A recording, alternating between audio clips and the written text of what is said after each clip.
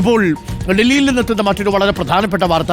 വിവാദ പരാമർശം നടത്തിയ അലഹാബാദ് ഹൈക്കോടതി ജഡ്ജി ശേഖർ കുമാർ യാദവ് ഇന്ന് സുപ്രീം കോടതി കൊളീജിയത്തിന് മുന്നിൽ ഹാജരാകും. ഭൂരിപക്ഷത്തിന്റെ താൽപര്യപ്രകാരം രാജ്യം ഭരിക്കപ്പെടുമെന്നാണ് വിശ്വ ഹിന്ദു പരിഷത്തിന്റെ പരിപാടിയിൽ പങ്കെടുത്ത് ജഡ്ജിയായ ശേഖർ കുമാർ യാദവ് പറഞ്ഞത്. വിഷയത്തിൽ നേരത്തെ സുപ്രീം കോടതി ചീഫ് ജസ്റ്റിസ് സഞ്ജീവ് ഖന്ന അലഹാബാദ് ഹൈക്കോടതിയിൽ നിന്ന് റിപ്പോർട്ട് തേടിയിരുന്നു.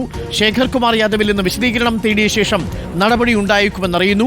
അയോഗ്യനാക്കാൻ രാഷ്ട്രപതിക്ക് ശുപാർശ നൽകുകയോ കേസുകളിൽ നിന്ന് മാറ്റി നിർത്തുകയോ ചെയ്യാനാണ് കൂടുതൽ സാധ്യത. വിവരങ്ങളുമായി പിയാ സുനിൽ ചേരുന്നു. പിയാ സുനിൽ, ഈ ജഡ്ജിമാരെ നീക്കം ചെയ്യണമെങ്കിൽ അതിന് രണ്ടു സഭകളിലും പ്രത്യേക പ്രമേയങ്ങൾ കൊണ്ടുവരണം. സ്പെഷ്യൽ മെജോറിറ്റി വെച്ചത് പാസ്സാക്കണം. ഒരു എൻക്വയറി കമ്മിറ്റി ആദ്യത്തെ സഭയിൽ എവിടെയാണോ പ്രമേയം നോട്ടീസ് കൊടുക്കുന്നത് ആ സഭയിൽ എത്തണം. ഇങ്ങനെയുള്ള ചില സങ്കീർണമായ പ്രോസസ്സുണ്ട്. നിലവിലത്തെ സാഹചര്യത്തിൽ ഭരണത്തിന് അനുകൂലമായിട്ടൊരു സ്റ്റേറ്റ്മെന്റ് പറഞ്ഞാൽ അത്തരം മാറ്റങ്ങളൊന്നും ഉണ്ടാവില്ല. നാളിതുവരെ നമ്മുടെ പാർലമെന്റ് ഒരു ജഡ്ജിയെയും അങ്ങനെ റിമൂവ് ചെയ്തിട്ടില്ല. രാജിവെച്ച് പോവുകയോ ഒക്കെയാണ് സാധാരണ ചെയ്യാറുള്ളത്. ഇന്നിപ്പോൾ സുപ്രീം കോടതി ഈ ശേഖർ കുമാർ യാദവിനെ വിളിക്കുമ്പോൾ എന്തൊക്കെയാണ് നമ്മൾ പ്രതീക്ഷിക്കേണ്ടത്? ഏറി വന്നാൽ ഒരു സ്ഥലം മാറ്റം, അതല്ലെങ്കിൽ അദ്ദേഹത്തിന്റെ റോസ്റ്റർ മാറ്റം അടക്കമുള്ള കാര്യങ്ങൾ. അതിനും അപ്പുറത്തേക്ക് എന്തെങ്കിലും ചെയ്യാൻ സുപ്രീം കോടതിക്ക് കഴിയുമോ പി സുനിൽ?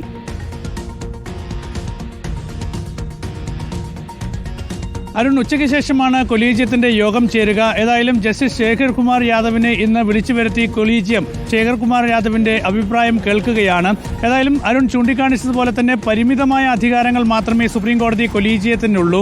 കൊളീജിയത്തിന് വേണമെങ്കിൽ ജസ്റ്റിസ് ശേഖർ കുമാർ യാദവിന് കൂടുതൽ കേസുകൾ നൽകാതെ അദ്ദേഹത്തിന്റെ സ്ഥലം മാറ്റം നടത്തുകയോ അതല്ലെങ്കിൽ അദ്ദേഹത്തിന്റെ പ്രൊമോഷൻ തടഞ്ഞു വെക്കുകയോ അത്തരം നടപടികളിലേക്കൊക്കെ തന്നെ വേണമെങ്കിൽ പോകാം. അതിനപ്പുറത്തേക്ക് ജസ്റ്റിസ് ശേഖർ കുമാർ യാദവിനെ ആ സ്ഥാനത്ത് നിന്ന് മാറ്റാനുള്ള എന്തെങ്കിലും തീരുമാനമെടുക്കാനുള്ള അധികാരം സുപ്രീം കോടതി കൊളീജിയത്തിനില്ല. അതേസമയം കൊളീജിയത്തിന് വേണമെങ്കിൽ ഈ ജഡ്ജിയെ പുറത്താക്കണം എന്നാവശ്യപ്പെട്ടുകൊണ്ടുള്ള ഒരു ശുപാർശ കേന്ദ്ര സർക്കാരിന് നൽകാം. കേന്ദ്ര നിയമ മന്ത്രാലയത്തിന് നൽകുന്ന ആ ശുപാർശയുടെ അടിസ്ഥാനത്തിൽ കേന്ദ്ര സർക്കാരിന് വേണമെങ്കിൽ ഉചിതമായ തീരുമാനമെടുക്കാം. അരുൺ ചൂണ്ടിക്കാണിച്ചത് വളരെ പ്രസക്തമാണ്. ഭരണത്തിന് അനുകൂലമായ ഒരു പ്രസ്താവനയാണ് ജസ്റ്റിസ് ശേഖർ കുമാർ യാദവ് നടത്തിയിരിക്കുന്നത്. അപ്പോൾ അങ്ങനെ ഒരു പ്രസ്താവന നടത്തിയ ആളെ പുറത്താക്കുന്ന ഒരു സമീപനത്തിലേക്ക് കേന്ദ്ര സർക്കാർ പോകാനുള്ള സാധ്യത ഒട്ടുമില്ല. ഏതായാലും പ്രതിപക്ഷ പാർട്ടികൾ ജസ്റ്റിസ് ശേഖർ കുമാർ യാദവിനെ ഇംപീച്ച് ചെയ്യണം എന്നാവശ്യപ്പെട്ട് പാർലമെന്റിന്റെ ഇരു നോട്ടീസ് നൽകിയിട്ടുണ്ട്. നിലവിലെ ഒരു അംഗബലം വെച്ച് നോക്കിയാൽ രണ്ട് സഭകളിലും ഈ ഇംപീച്ച്മെന്റ് പ്രമേയം പാസ്സാകാനുള്ള സാധ്യതയുമില്ല. പക്ഷേ ഒരു രാഷ്ട്രീയ നീക്കം എന്നതിന്റെ ഭാഗമായിട്ടാണ് പ്രതിപക്ഷ പാർട്ടികൾ ഈ നീക്കം നടത്തിയിരിക്കുന്നത്. സ്വതന്ത്ര ഇന്ത്യയുടെ ചരിത്രത്തിൽ നമുക്കറിയാം 4 ഇംപീച്ച്മെന്റ് പ്രമേയമാണ് ഇതിനു മുൻപ് വന്നിട്ടുള്ളത്. ആ 4 ഇംപീച്ച്മെന്റ് പ്രമേയത്തിൽ ആദ്യത്തേത് ജസ്റ്റിസ് രാമസ്വാമിക്കെതിരെയായിരുന്നു. ആ ഇംപീച്ച്മെന്റ് പ്രമേയം 1993 കൊണ്ടുവന്നത് ലോക്സഭയിൽ. അത് ലോക്സഭയിൽ പരാജയപ്പെട്ടു. രണ്ടാമത്തെ ഇംപീച്ച്മെന്റ് പ്രമേയം വന്നത് കൽക്കട്ട ഹൈക്കോടതി ജഡ്ജിയായിരുന്ന സൗമിത്ര സെന്നിനെതിരായിരുന്നു. ആ ഇംപീച്ച്മെന്റ് പ്രമേയം രാജ്യസഭയിൽ പാസ്സായി. പക്ഷേ ലോക്സഭയിൽ എത്തുന്നതിന് മുൻപേ ജഡ്ജി രാജിവെച്ച് പോയി. അതിനുശേഷം പിന്നീട് ഗുജറാത്ത് ഹൈക്കോടതി ജഡ്ജിയായിരുന്ന JB പാർദിവാലയ്ക്കെതിരെയായിരുന്നു ഇംപീച്ച്മെന്റ് പ്രമേയത്തിനുള്ള നീക്കം ആരംഭിച്ചത്. സംവരണവുമായി ബന്ധപ്പെട്ട വിഷയത്തിൽ നടത്തിയ ഒരു പരാമർശത്തിനായിരുന്നു അദ്ദേഹത്തിനെതിരെ ഇംപീച്ച്മെന്റ് നീക്കം രാജ്യസഭയിലുണ്ടായത്. പക്ഷേ അതിനു മുൻപേ തന്നെ അദ്ദേഹവും രാജിവെച്ച് പോയി. 2017 ആന്ധ്ര തെലങ്കാന ഹൈക്കോടതി ജഡ്ജിയായിരുന്ന CV നാഗാർജുന റെഡ്ഡിക്കെതിരെയും ഇംപീച്ച്മെന്റ് നടപടികൾ ആരംഭിച്ചുവെങ്കിൽ പോലും അതിനു മുൻപേ തന്നെ അദ്ദേഹം രാജിവെച്ച് മാറി. അതുപോലെ മുൻ ചീഫ് ജസ്റ്റിസ് ആയിരുന്ന ദീപക് മിശ്രയ്ക്കെതിരെയും ഇംപീച്ച്മെന്റ് നീക്കം നടന്നിരുന്നു. പക്ഷേ അത് സഭയിൽ വന്നില്ല. 4 പ്രമേയങ്ങളാണ് സഭയിൽ ഇതിനു മുൻപ് വന്നിട്ടുള്ളത്. പക്ഷേ ഒരു പ്രമേയം പോലും മുഴുവൻ നടപടികൾ പൂർത്തിയാക്കി ഒരു ഇംപീച്ച്മെന്റ് നടപടികളിലേക്ക് ഇതുവരെ പോയിട്ടില്ല.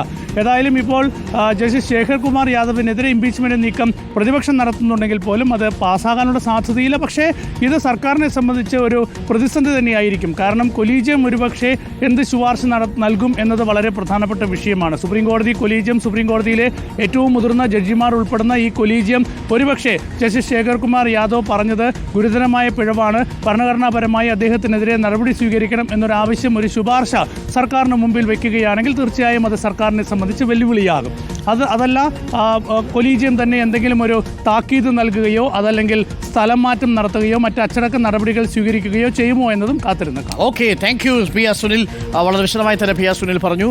നമ്മുടെ സ്വതന്ത്ര ഇന്ത്യയുടെ ചരിത്രത്തിൽ ഈ പറയുന്ന ഇംപീച്ച്മെന്റ് എന്ന് പറയുന്ന ഒരു പ്രോസസ്സ് ജഡ്ജിമാരുടെ കാര്യത്തിൽ ഫലവത്തായിട്ടില്ല. ജസ്റ്റിസ് രാമസ്വാമിയുടെ കാര്യത്തിൽ നേരത്തെ പി സുനിൽ പറഞ്ഞു 93 അന്ന് കോൺഗ്രസ്സുകാരാണ് അന്ന് ഭൂരിപക്ഷം ഉണ്ടായിരുന്നത്. പക്ഷേ അവർ അതിൽ നിന്ന് അബ്സ്റ്റെയിൻ ചെയ്തു, വിട്ടുനിന്നു. അങ്ങനെ രാമസ്വാമി രക്ഷപ്പെട്ടു. അപ്പോൾ സ്വാഭാവികമായും ഭരണ അനുകൂലമായിട്ടുള്ള പ്രസ്താവനകൾ നടത്തുകയോ അവർക്ക് അനുകൂലമായിട്ട് വിധി പറയുകയൊക്കെ ചെയ്യുന്ന ജഡ്ജിമാരെ അവർ പുറത്താക്കാൻ ശ്രമിക്കില്ല. അവർ ആ സമയത്ത് നൈസായിട്ട് അങ്ങ് വിട്ടു നിൽക്കും. ഇതാണ് സംഭവിച്ചിരിക്കുന്നത്. പല ഘട്ടങ്ങളിലും ഇംപീച്ച്മെൻറ്റിൻ്റെ അവസാന ഘട്ടത്തിൽ സുമിത്ര സെന്നൊക്കെ വരുന്ന സമയത്ത് അദ്ദേഹത്തിന് രാജിവെച്ച് പോവേണ്ട സാഹചര്യം പോലും ഉണ്ടായിട്ടുണ്ട്. രാജിവെച്ച് പോയ 2-3 ജഡ്ജിമാരുണ്ട് നമ്മുടെ സ്വതന്ത്ര ഇന്ത്യയിൽ. പക്ഷേ ഈ ഇദ്ദേഹത്തിൻ്റെ കാര്യത്തിൽ കൊളീജിയം ഒരു കർശന നിലപാടെടുക്കുമെന്ന കാര്യത്തിൽ സംശയമില്ല. ഒരുപക്ഷെ സ്ഥലം മാറ്റാനായിരിക്കും സാധ്യതയുള്ളത്. ഉത്തർപ്രദേശിന് പുറത്തോട്ടായിരിക്കും, ഈ കേരളത്തിലോട്ട് കാണുമായിരിക്കും. സമാധാനമുള്ള ഒരു നാടായിരുന്നു. അപ്പോൾ ശേഖർ കുമാർ യാദവ് എന്താ പറഞ്ഞതെന്നറിയോ? കാട്ട്മുല്ല എന്നുള്ള പ്രയോഗമൊക്കെയാണ് പുള്ളി നടത്തിയത്.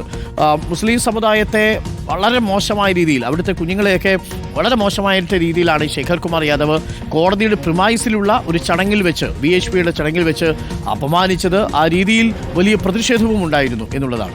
ഈ ചങ്ങാതി നേരത്തെ സംഭലിൽ നിന്നുള്ളൊരു കേസിൽ, ഒരു കൗസ്ലോട്ടർ കേസിൽ, ഗോവധവുമായിട്ട് ബന്ധപ്പെട്ട കേസിൽ ഒരു വിധി പറഞ്ഞപ്പോൾ എഴുതി വെച്ച് എന്താണെന്നറിയാമോ? ഈ ദേശീയ മൃഗമായിട്ട് പശുവിനെ പ്രഖ്യാപിക്കണം. അതായിക്കോട്ടെ, അത് എഴുതി വയ്ക്കാം. എന്നിട്ട് ഒരു കാര്യം കൂടി പറഞ്ഞു, ഈ പശു ശ്വസിക്കുന്നതും ഓക്സിജൻ, പശു പുറത്തു വിടുന്നതും ഓക്സിജൻ. ഈ ചങ്ങാതിമാരൊക്കെയാണല്ലോ നമ്മുടെ ഹൈക്കോടതി ഇരുന്ന് വിധി എഴുതുന്നത് എന്ന് ആലോചിക്കുമ്പോഴാണ് കൊളീജിയം അദ്ദേഹത്തെ പിടിച്ച് തെക്കോട്ടെങ്ങാനും സ്ഥലം മാറ്റി പോകുന്ന വഴിക്ക് എറണാകുളം വഴിയെങ്ങാനും വരുമോ എന്നുള്ളൊരു ടെൻഷൻ മാത്രമേ ഇപ്പോൾ ഉള്ളൂ. കൊളീജിയം അത് ചെയ്യില്ലായിരിക്കുമല്ലേ? വെറുതെ ടെൻഷൻ അടിക്കുന്ന എന്തിനാ? ടെൻഷൻ അടിക്കാൻ ഒരുപാട് കാരണങ്ങളുണ്ട്.